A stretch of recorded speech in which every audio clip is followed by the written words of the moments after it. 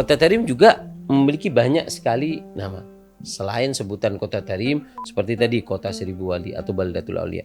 Ada juga Kota Tarim disebut dengan sebutan Al-Ghanna. Al-Ghanna. Kenapa dikatakan Al-Ghanna? Al-Ghanna itu kota yang begitu indah. Nah, dikatakan indah kan dulu itu banyak pepohonan, sungai-sungai dan juga sumber mata air di Kota Tarim.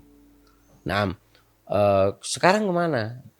Nah, dikatakan bahwasanya dulu Kota Tarim itu kota yang sangat indah, sungai-sungainya sangat bagus sekali seperti itu, aliran sungai, mata airnya dan air terjun dari sangat banyak sekali, dan pepohonnya sangat indah. Nah, pada waktu itu dikatakan bahwasanya ada raja yang ada di Kota Tarim, yaitu adalah saudara daripada Ma'an bin Zaidah. Ma'an bin Zaidah ini punya saudara memimpin di Kota Tarim, tapi orangnya munafik, fasik, safkud dima, suka membunuh, suka melakukan hal-hal yang haram, sehingga didemo oleh penduduk Tarim di masa itu. Dibunuhlah itu yang namanya saudaranya Ma'an bin Zaidah. Ketika dibunuh, Ma'an bin Zaidah nggak terima karena saudaranya dibunuh, sehingga datanglah ke Kota Tarim dengan membawa bala tentara, dan disitulah dihancurkan porak-pondakan daripada Kota Tarim. Bahkan tempat sumber air itu pun supaya mereka ditutup dengan timah, dan diporak-porandakanlah Kota Tarim. Nah, jadi yang nutup itu adalah Ma'an bin Zaidah Asy-Syaibani, yang nutup daripada mata air.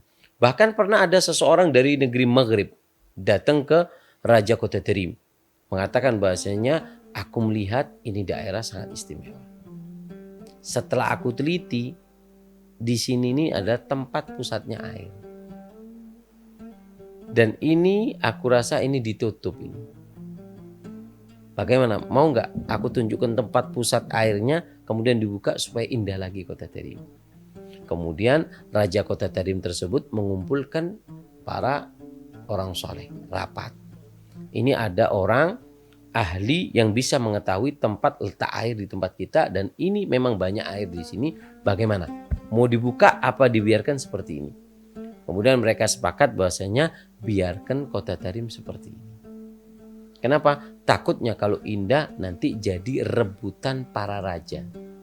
Akhirnya raja ini ingin menguasai, perang lagi. Raja ini ingin menguasai, perang lagi, seperti itu. Sehingga ditinggalkanlah Kota Tarim seperti keadaan yang sekarang ini. Makanya dikatakan bahwasanya Kota Tarim dengan sebutan Al-Ghanna. Nah, selain Al-Ghanna mungkin ada juga diantaranya selain Al-Ghanna ada juga mengatakan bahwasanya Madinatus Siddiq. Madinatus Siddiq. Dikatakan Madinatus Siddiq, As-Siddiq yang disebutkan oleh kitab-kitab para salaf, bahwasanya yang dimaksud Siddiq adalah Sayyidina Abu Bakar As-Siddiq. Kenapa dinamakan Madinatus Siddiq? Apakah Sayyidina Abu Bakar pernah datang? Tidak ada yang saya pelajari dan saya baca, tidak ada riwayat mengatakan bahwa Sayyidina Abu Bakar datang ke kota tersebut. Akan tetapi mendapat julukan Madinatus Siddiq karena Kota Tarim adalah pernah didoakan oleh Sayyidina Abu Bakar. Dulu diceritakan bahwasanya ketika meninggalnya Nabi SAW, pada saat itu Sayyidina Abu Bakar ketika dibaiat untuk menjadi khalifah pengganti Nabi, pertama kebijakan yang dilakukan oleh Sayyidina Abu Bakar adalah mengutus beberapa para sahabat untuk ke negeri-negeri yang di situ telah diutus pemimpin oleh Nabi. Di antaranya ke Hadramut, yang pada waktu itu di Hadramut dipegang gubernurnya adalah Ziyad bin Labid. Ziyad bin Labid ini gubernur di zaman Nabi. Ketika meninggal ditulis surat oleh Sayyidina Abu Bakar bahwasanya kabar duka meninggalnya Rasulullah dan kabar pembaiatan Sayyidina Abu Bakar As-Siddiq. Nah, pada saat itu ketika sampai ke Ziyad bin Labid dibacakan di Kota Tarim pada waktu duhur pada waktu itu. Ketika dibaca pembaiatan Sayyidina Abu Bakar dan kabar duka Nabi, mereka penduduk Kota Tarim semuanya menerima tentang pembaiatan Sayyidina Abu Bakar. Menerima Sayyidina Abu Bakar menjadi khalifah pengganti Nabi. Tidak ada satupun yang ingkar. Sedangkan daerah di luar Kota Tarim ada yang memberontak. mulai mereka nggak mau bayar zakat, mereka kembali ke adat jahiliyah mereka. Nah, pada saat itu Sayyidina Ziyad bin Labid menulis surat kepada Sayyidina Abu Bakar untuk mengirimkan daripada bala tentara. Pada waktu itu surat diterima oleh Ikrimah bin Abi Jahal. Ikrimah bin Abi Jahal Islam. Pada waktu itu diterima oleh Ikrimah bin Abu Jahal, kemudian disampaikan kepada Sayyidina Abu Bakar As-Siddiq, dan juga Sayyidina Abu Bakar As-Siddiq ketika membaca surat tersebut bahwasanya kabar gembira penduduk kota Tarim, tidak ada satu daerah yang bernama kota Tarim, tidak ada satupun dari mereka yang memberontak, dan mereka semua menerima pembaiatan Sayyidina Abu Bakar. Sehingga Sayyidina Abu Bakar mendapat kabar gembira ada sebuah kota kecil yang semuanya menerima, maka Sayyidina Abu Bakar sujud syukur. Ketika sujud syukur tersebut, kemudian Sayyidina Abu Bakar mendoakan dengan 3 doa. Dan 3 doa inilah yang sampai sekarang kita rasakan yang ada di kota Tarim. Apa 3 doa tersebut? Di antaranya yang pertama adalah mendoakan agar kota Tarim menjadi kota yang makmur. Itu yang pertama.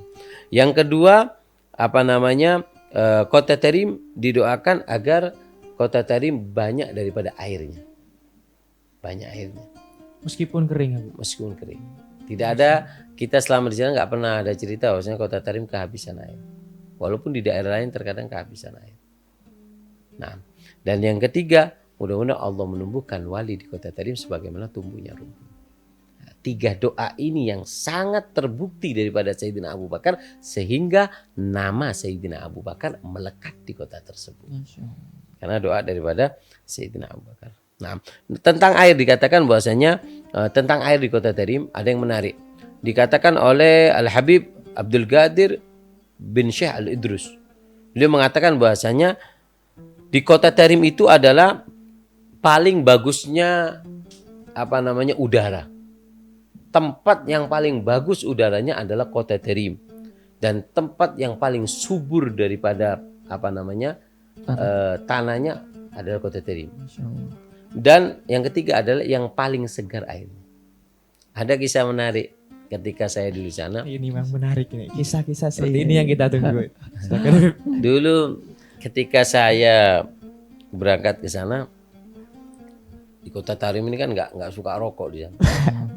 Bahkan dulu Sayyidina Husain bin Syekh Abu Bakar bin Salim itu beli semua daripada tembakau, dibeli dibakar. Sayyidina Husain, nanti satu saat kita akan ceritakan tentang cerita menarik tentang Sayyidina Husain bin Syekh Abu Bakar bin Salim. Yaitu salah satu keturunan Sayyidina Faqih Muqaddam yang kaya raya. Kaya raya, sampai dikejar-kejar sama dunia. Dikejar-kejar sama dunia. Beliau nggak mau dikejar-kejar. Ini Habib Husain bin Syekh Abu Bakar bin Salim, uangnya dikeluarkan banyak untuk beli tembakau yang ada di Hadramut. Kemudian dikumpulkan, dibakar supaya nggak ada rokok di sana.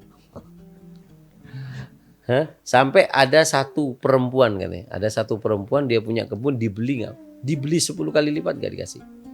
Makanya sampai sekarang Hadramut adanya tembakau dari perempuan itu. Nah, Al-Faqir pernah dulu ada rombongan umroh lewat Hadramut. Waktu itu Al-Faqir jadi guide-nya di situ. Ada orang, kalau kita lihat kan negeri Hadramut gersang kayak gitu kan. Tarim gersang. Ini yang datang dari kota kita ini, dari Keraksan, dari Probolinggo. Orangnya tua, datang, dia minta antar saya. Terus dia ngomong, ketika naik bis itu ngomong, Habib, kenapa Pak? Ini kalau ditanami tembakau bagus ini. Tanahnya bagus ini. Saya bilang Saya bilang, Pak, ngawur sampean. Ini kotanya wali nih. Ini kotanya wali. Kok mau ditanam itu? Enggak Habib, saya lihat tanahnya ini bagus. Waduh. Tanah ini bagus untuk ditanam tembakau. Otaknya langsung otak bisnis. Sampai ketika itu kemudian dia mengatakan bahasanya, kalau Habib, saya pengen mana? Katanya ada makamnya Faqihul Muqaddam. Saya pengen berdoa di sana. Habib minta sama Allah. Mau apa Pak? Mudah-mudahan tembakau di Indonesia mahal. Mudah-mudahan tembakau di Indonesia mahal. Gitu. Loh, saya bilang, Pak, di sini ini semua walinya Pak, nggak ada yang rokok dan nggak mau dengan rokok. Jadi saya nggak mau nganter sampean ziarah untuk minta supaya tembakunya sampean harganya mahal. Salah alamat betul. Akhirnya ada sebuah pertanyaan, ada sebuah jawaban dari dia yang membuat saya mati kutu. Gimana tuh? Dia ngomong bahasanya, Habib tahu saya nyampe ke sini, ini semuanya adalah uang tembakau. Nah, warat ini. Repot gak? Makanya dikatakan adalah Habib Abdul Qadir bin Syalih. Terus kota Tarim itu udaranya yang paling segar, paling sejuk. Karena ada di daerah-daerah kayak Indonesia seperti di daerah Sumeneb itu ada udaranya sangat bagus sekali. Oksigennya sangat bagus. Nah, kota Tarim termasuk kata Habib Syekh bin Abdul Qadir bin Syekh Al-Idrus, udara di kota Tarim itu sangat sejuk sekali. Sangat bagus untuk pernafasan. Yang kedua, bahwasannya debu yang ada di kota Tarim, tanahnya itu adalah paling suburnya tanah. Dan airnya paling segar. Karena ada kadang air rasanya kerasa, kalau kata orang Jawa mungkin banger atau baunya agak amis atau bau kayak apa seperti itu. Dan kota Tarim airnya sangat segar. Seperti itu. Itu berkat doa dari Sayyidina Abu Bakar. Sayyidina Abu Bakar. Karena itulah nama As-Siddiq, Abu Bakar As-Siddiq itu melekat di kota Tarim. Ada lagi nama lain Habib yaitu Madinatul Huffaz. Mungkin bisa dijelaskan juga, Habib. Naam, ada juga banyak dia nama-nama kota Tarim. Di antaranya adalah Madinatul Huffaz. Madinahnya penghafal Al-Quran.